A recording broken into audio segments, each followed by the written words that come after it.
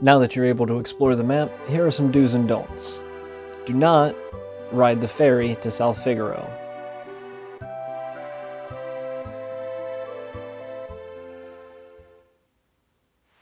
If you do, you will freeze on the ocean.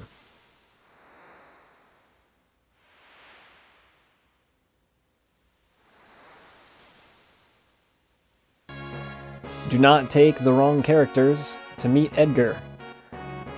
I use Setzer here to show you, but any wrong character will be in his way and will stop the scene from continuing.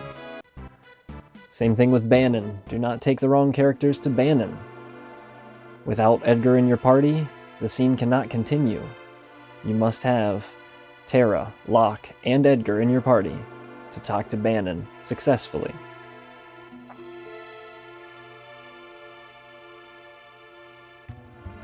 Remember that the cave to South Figaro is still blocked off because you haven't met Edgar yet. If you go through the cave on the backside, you can end up walking through the chocobo and getting yourself stuck. It also creates this very neat graphic glitch that you can make it look like any of your characters have a chocobo head.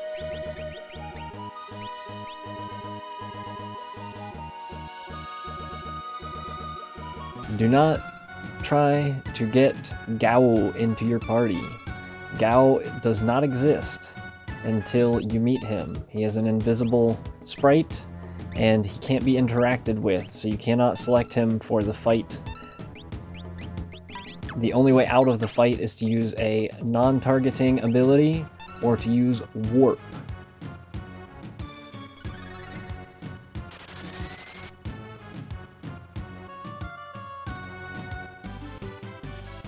Do not try to fight Vargas with the wrong characters in your party.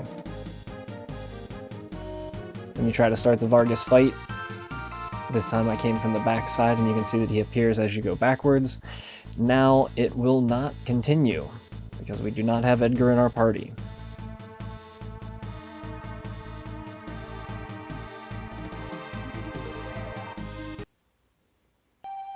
Doma Castle is full of freeze states.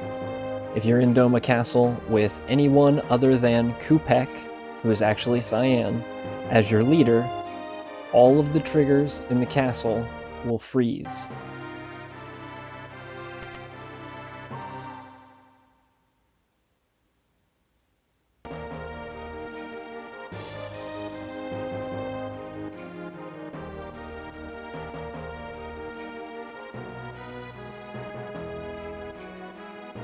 You can also create a non-recoverable state by walking too far into the castle and spawning the guards in, as they will block your exit. So as you can see, now there are guards on the wall, and there are guards down here as well, and I cannot leave Doma Castle again. In order to finish the Siege of Doma, you can do it from the front by taking any characters you like.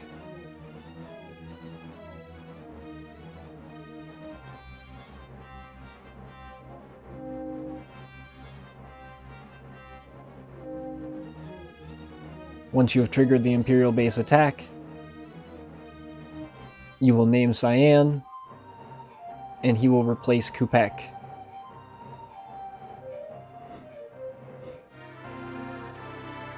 However, in this battle, you'll see that we now have Cyan as well as all of the other characters that weren't supposed to be in our party, because there is no mechanic that removes them. It's only set to remove Sabin and Shadow from your party.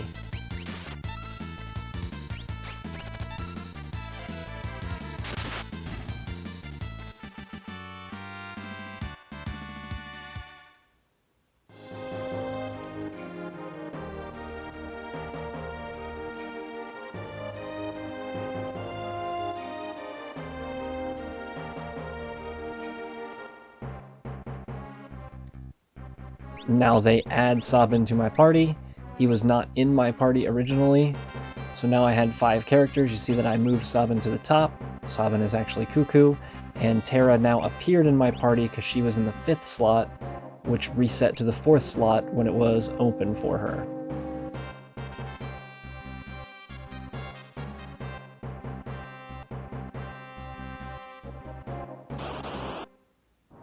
Because my party is full, Kefka cannot appear on the battlefield because he uses a party sprite slot.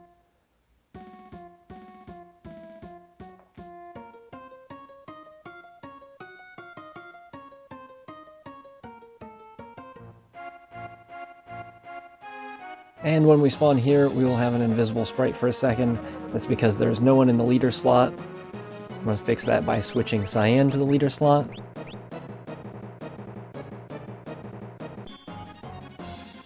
And when we come back to here, we'll see that the party is full again. And because of the full party, Cyan cannot join the battle.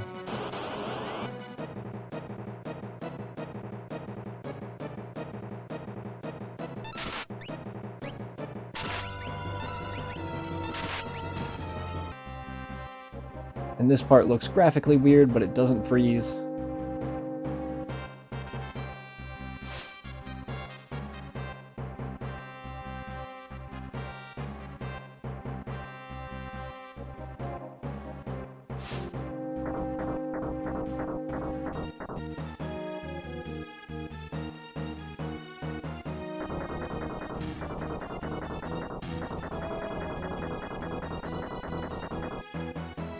And you'll see that now we have control of the party from that sprite, not from the Magitech armor. I switched my characters so that Setzer was at the bottom because I want Setzer to be replaced by Terra. Terra is better for the party. You'll see that there's a graphical glitch on the Moogle that is Cuckoo. And remember, I have 5 characters in my party now. Setzer, Terra, Cyan, Locke, and Cuckoo are all in my party, and whoever's at the bottom slot is replaced by Terra in combat, because Terra takes up the 5th slot.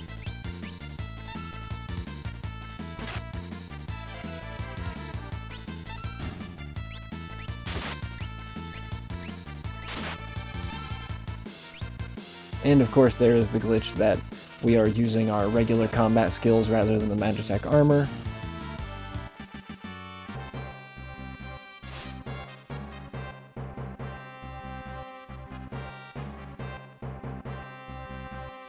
But finishing Doma like that has no consequences. However, you can also finish Doma this way, by making Kupak your leader. This time I've taken Setzer.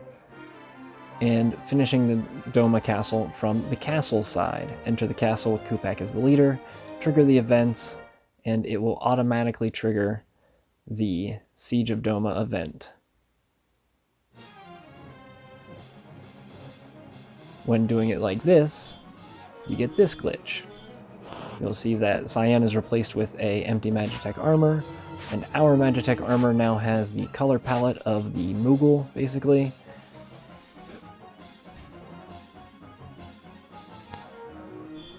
And in the second fight, just a palette switch. Now Setzer's kind of stuck on the field. He gets stuck just where Locke was last time.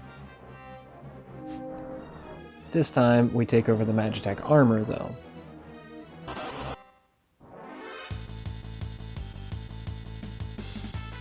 And Setzer still uses his regular combat skills rather than the Magitech armor skills.